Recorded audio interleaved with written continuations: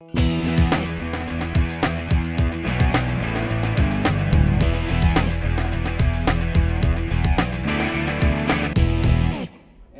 is important for employees of J.F. White Contracting Company, its joint venture partners, subcontractors, and vendors to understand that our number one priority is to provide a safe workplace for every individual working for the company and the public who are impacted by our efforts.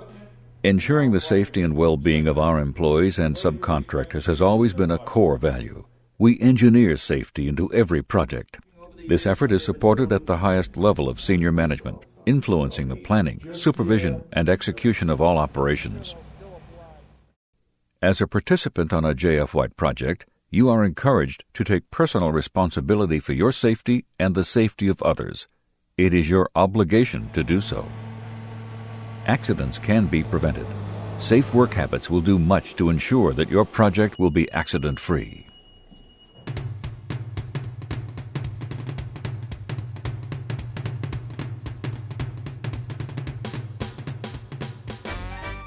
J.F. White was founded in 1924 as a small family-owned contracting firm specializing in excavation. Since then, J.F. White has built a reputation as one of the most reliable and versatile contractors in the Northeast and is consistently counted among the top contractors in the United States.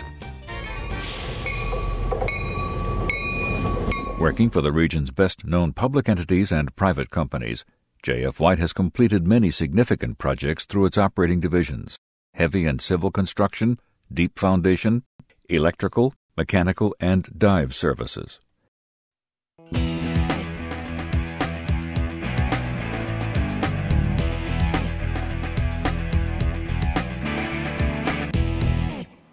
Why is it important to work safely? Because your life and the lives of fellow workers depend on it. We require all of our employees and subcontractors to participate in a project-specific safety orientation, understand our safety handbook, attend safety toolbox meetings, and comply with all site safety requirements. Our safety handbook and the work rules specific to this job site will be provided to you. It is important that you learn these rules and confirm your understanding by signing the acknowledgement form in the handbook. Setting the standard for safety requires pre-construction planning and teamwork.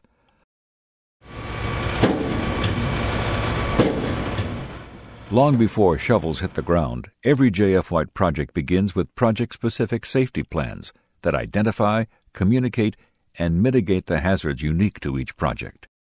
These comprehensive plans, reviewed and modified as work progresses, gives us the best opportunity to maintain an incident and injury-free work environment. Your foreman and other supervisory personnel will conduct meetings to communicate daily safety plans. Your participation is required. At the meetings, you will discuss important safety issues, such as the use of hazardous materials on the job site. Manufacturers and suppliers must provide us with a Material Safety Data Sheet, or MSDS, for every chemical and substance used on our job site. MSDSs describe the proper use and handling of these substances, the personal protective equipment required to do so safely, and in the event of exposure, first aid and cleanup procedures that may be required. MSDSs are kept on site and are available for your review. Work-related injuries or illness, large or small, must be reported immediately to your supervisor, when it happens, not a few days later. Proper medical treatment requires prompt action. False claims of injury will not be tolerated. When you are hired, you will be tested for the presence of prohibited substances. The use or abuse of drugs or alcohol will not be tolerated on J.F. White work sites. If you test positive, you will not be permitted to work. J.F. White reserves the right to test individuals on the basis of probable cause in the event of accidents or near misses and damage to vehicles, equipment, and property.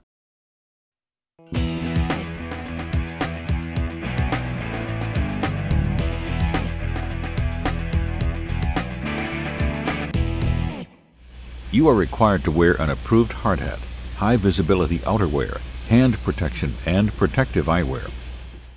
You must also wear personal protective equipment suited for the environment in which you will work, such as earplugs or muffs, goggles or face shield, and personal flotation devices. Certain types of reflective outerwear may be required by contract. You must come to the job site each day clear-headed, fit for duty, and dressed to work. You must wear shirts with 4-inch minimum sleeves to protect your shoulders and arms. Pants must be full length.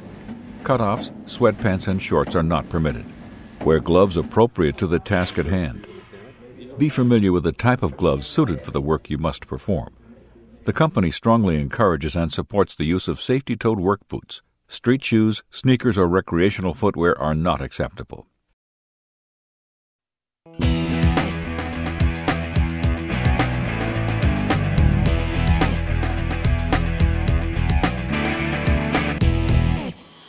Personal protective equipment is important, but it is a fact that 95% of the accidents that occur on a construction site are the result of people's actions and not the lack of personal protective gear. Crowded site conditions and powerful equipment pose many dangers, overhead, underfoot, and all around. Be aware of your surroundings and be alert to the movement of equipment and materials on your worksite. Before beginning work each day, take a moment to familiarize yourself with the day's planned operations and consider ways to work safely. If you ever see an unsafe condition or behavior, stop working, alert those around you, and notify your supervisor. If you come across defective equipment, take it out of service and notify the responsible supervisor. Only trained and qualified individuals are permitted to operate heavy equipment and cranes. Just as a pilot conducts a walk-around visual check of his airplane, operators must inspect their equipment each day before use. Keep your equipment clean, properly maintained, and serviced. The equipment manufacturer's operations manual, daily inspection log, and a fully charged fire extinguisher should be kept in the operator's cab. At the beginning of each day, take time to warm up your equipment. Check backup alarms and warning lights that may be furnished or required by contract. Rigging equipment must be properly labeled and tagged in compliance with the company's program. All rigging must be inspected before each use and rated for the task at hand. Damaged rigging equipment should be removed from service. When performing lifts, operators must be sure that their equipment is on level and firm footing. A swing radius barrier is mandatory to protect others from your equipment and counterweight. Use taglines to stabilize the load. Never lift equipment or materials over employees or the public. All cranes and other lifting equipment must maintain a safe distance from electrical power lines.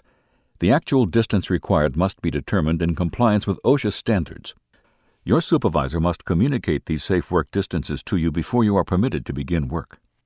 In addition to maintaining a safe distance from power lines, you must comply with all manufacturer's specifications and limitations applicable to the operation of cranes and other lifting devices. Some lifts may require a critical lift plan. Operators must follow the procedures established by J.F. White's lift management team found in the company's safety manual. Our team is working with construction professionals throughout the U.S. to develop new industry standards for critical lifts that consider multiple risk factors that contribute to the degree of difficulty on performing a lift safely. Crane capacity is no longer the sole determining factor. If your job requires the use of any specialized power or motorized equipment, such as a scissors lift, electric hoist, forklift, or man lift, you must be trained in its use. Always carry your certificate as evidence of training. You must be properly licensed and approved by the company to drive J.F. White vehicles and equipment. Drivers of commercial vehicles or a combination of vehicles, such as a truck and trailer with a gross vehicle weight greater than 10,001 pounds, must have a medical examiner certificate, driver's qualification file, and follow the procedures and standards of the Federal Motor Carrier Safety Agency and DOT. You must wear seat belts at all times and drive with care. The use of any electronic equipment that may distract the operator, such as text messaging, is strictly prohibited. You may not transport personnel in the bed of pickup trucks. Employees observed operating a company vehicle in a careless or reckless manner will no longer be permitted use of the vehicle and may be dismissed from the site.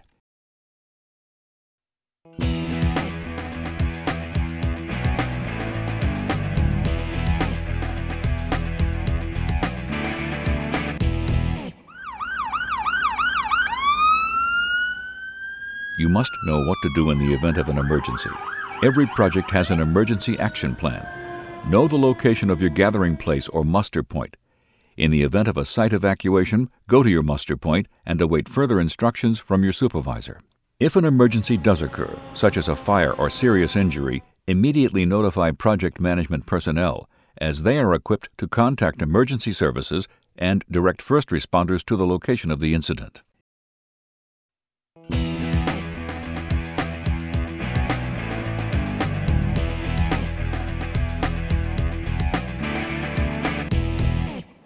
In our planning of this project, we have paid particular attention to making you safe from falls.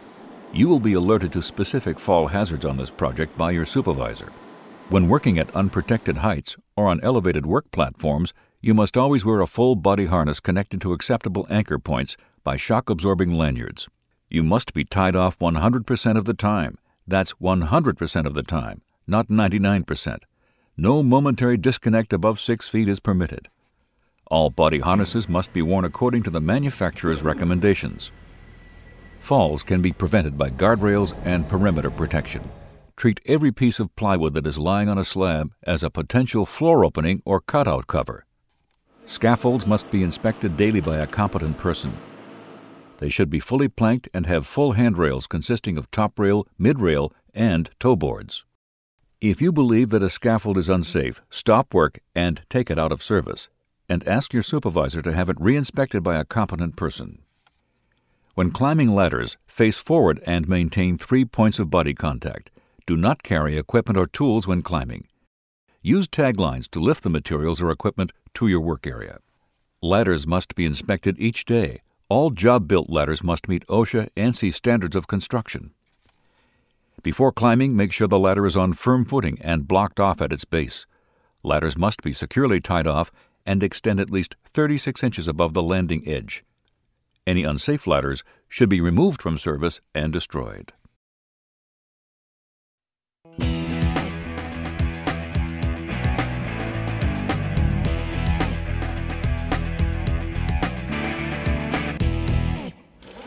Performing physical construction work requires the use of many body muscles. Soft tissue muscle and back injuries are preventable if you take the proper steps to avoid strain. When you arrive at the job site each day, take time to warm up and stretch your neck, shoulder, back, and leg muscles. Think of it as prehab to avoid rehab. When you are lifting, remember this checklist. Plan before you pick. Get help if you need it. Size up the load and the route you must travel to deliver it. The lateral distance between your feet should be shoulder width, and your footing should be solid. Get a good grip. Lift with your legs, not your back. Once the load is raised, keep it close to your body. Maintain your balance. Avoid twisting, and do not walk backward. If you can't see your feet or where you are stepping, stop and rethink your actions.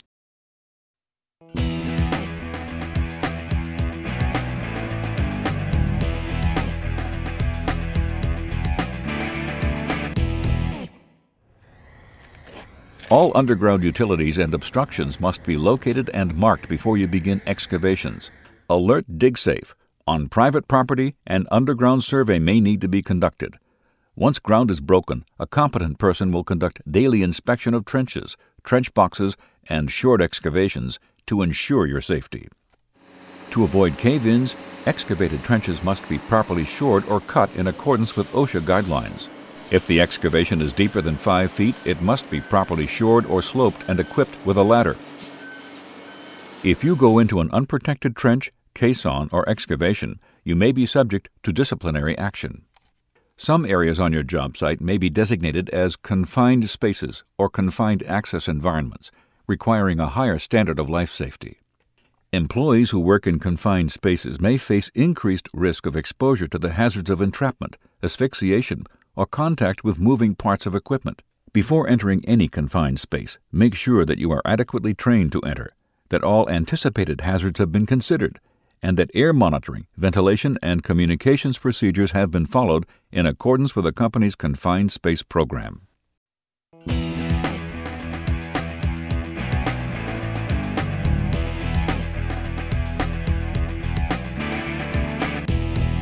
Many incidents and injuries are caused by trips and falls resulting from poor housekeeping. Maintaining a clean work area is an ongoing, never-ending effort, and we all must play a part. Pick up loose trash when you see it and place it in a proper trash receptacle. Keep all areas such as walkways and stairways clear of debris.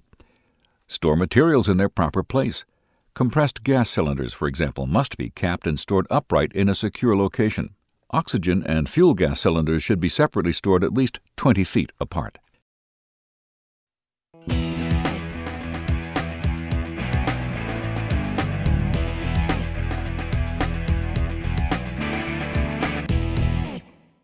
To avoid electrical shock, inspect power cords daily for cuts, frayed wires, and missing ground pins. Remove defective cords immediately. Use protective devices such as ground fault circuit interrupters on all electrical power sources and trip test them daily. Temporary electrical wiring and extension cords should be elevated or protected from damage by equipment. Work areas must be properly lit in accordance with regulatory guidelines. Task lighting will be available as needed. J.F. White has a no electrical hot work policy. Critical energized circuits requiring maintenance or repair require a written and approved safety plan, conforming to the National Fire Protection Association NFPA 70E. For those of you working near live third rails, stay clear. Touch the third rail and you're toast. J.F. White requires all employees to attend the MBTA, Mass Bay Commuter Rail, and Amtrak track safety programs when working on projects sponsored by those agencies. If you see a potentially dangerous condition or someone tampering with other safeguards, report your observations to your supervisor immediately. Your suggestions and comments are welcome.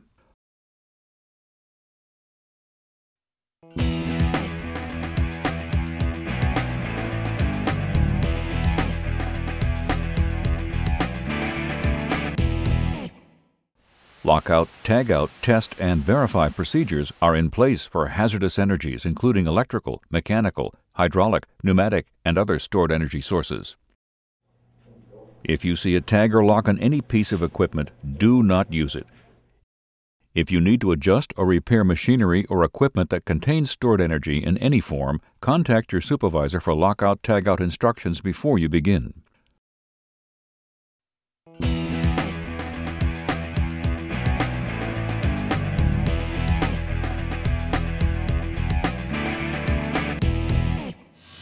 Follow all OSHA and NFPA requirements when performing any operation that produces an ignition source, such as sparks, flame, or heat, welding and grinding, for example. Before igniting a torch or striking an arc with a welder, make sure that workers will not be endangered by your slag, sparks, or arc, and clear the area of combustibles. Welding screens may be required. A fully charged fire extinguisher must be within 25 feet of your work area. A fire watch may be required to oversee the operation.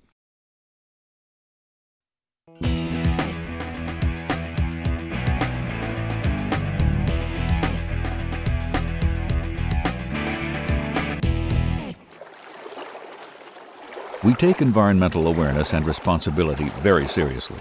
It begins with proactively complying with all environmental protection regulations. This commitment is demonstrated in part by our efforts at our solar-powered equipment yard, where we maintain our extensive fleet of construction equipment. We reprocess waste oil and continuously monitor and upgrade emission systems on company-owned equipment. The company has long required its supervisory staff to be 40-hour HAZWOPER trained in the event a hazardous situation is encountered on a job site. We are vigilant about exposures to potentially hazardous environmental conditions, lead from old paint and in the soil, asbestos that was used in roofing materials and as pipe insulation, petroleum hydrocarbons, oil and gas-based materials that have been washed into the soil or are contained in underground storage tanks, and silica. Those assigned to dealing with hazardous materials will be specifically trained and provided with specialized personal protective equipment. Any employee who may be exposed to lead may be given a blood test and monitored throughout the project. Employees who may have been exposed prior to being employed by J.F. White should advise us of this at time of hire.